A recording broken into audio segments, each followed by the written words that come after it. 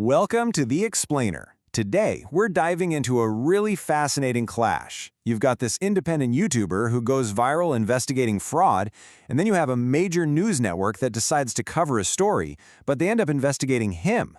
Okay, so here's how we're going to break this down. First, we'll introduce the key players, the YouTuber and the media giant. Then we'll get into the actual fraud claims that started this whole thing. After that, we'll look at how the story got framed, and finally, we'll cover that wild on-camera confrontation.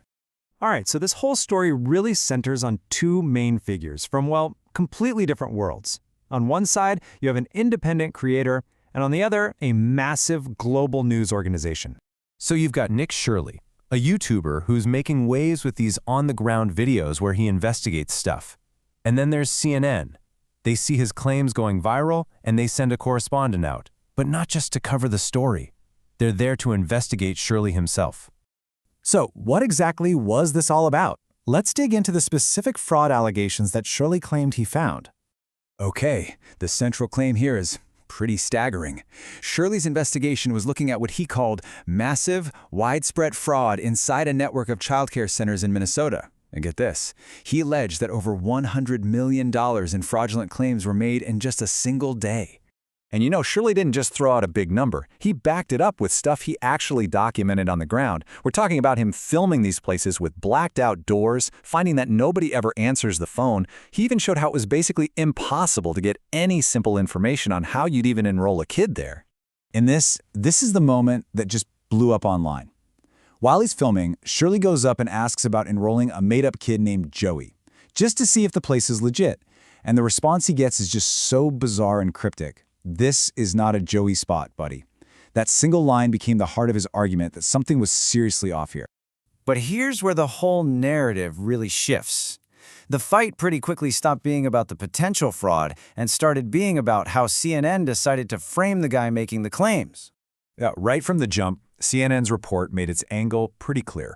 They didn't lead with, here's an investigator uncovering potential fraud. Nope, they introduced him as a MAGA YouTuber.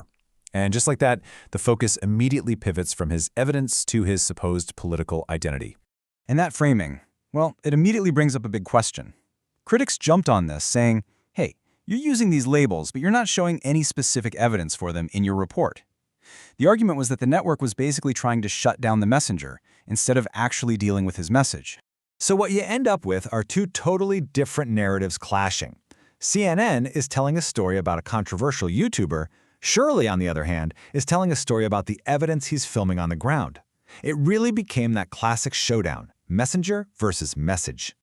Okay, so all of this leads up to a direct, face-to-face, on-camera confrontation between the CNN reporter and Shirley. And let me tell you, this is where things get really, really weird. So the CNN reporter asks Shirley, how do you know for sure that all your allegations are true? Now, a lot of people watching called this out as kind of a trick question, because think about it, Shirley's not supposed to be the judge and jury here. His whole point was to show suspicious stuff that needed an official investigation. And then, the interview just goes completely off the rails. The reporter follows up with this deeply philosophical, almost nonsensical question. She asks Shirley if he is 100% sure that he himself is true. And Shirley's response is what really captures the strangeness of it all. He doesn't even blink. He just answers the question exactly as it was asked. It created this totally surreal moment that, you can bet, got clipped and shared everywhere online. Okay, so weird questions aside, what was CNN's actual counter-argument?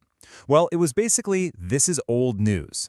The report really hammered home the point that the Department of Justice had been investigating this type of fraud for years, and the implication was pretty clear. Shirley was just digging up old stuff to get attention and clicks.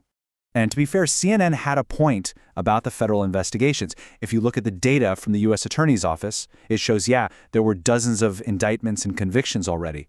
This absolutely confirmed that this kind of fraud was a real, widespread problem in Minnesota.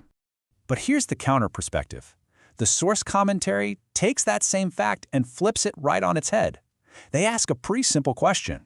Okay, if we all agree this is a huge, ongoing problem, then why would a major news network spend its time and energy questioning and trying to discredit a citizen for highlighting that, hey, this is still happening? So when you boil it all down, this whole thing really shines a light on a fundamental clash of approaches. What's the real story here?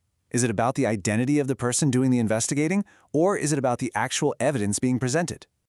And that really leaves us with a huge question for the world we live in now, right?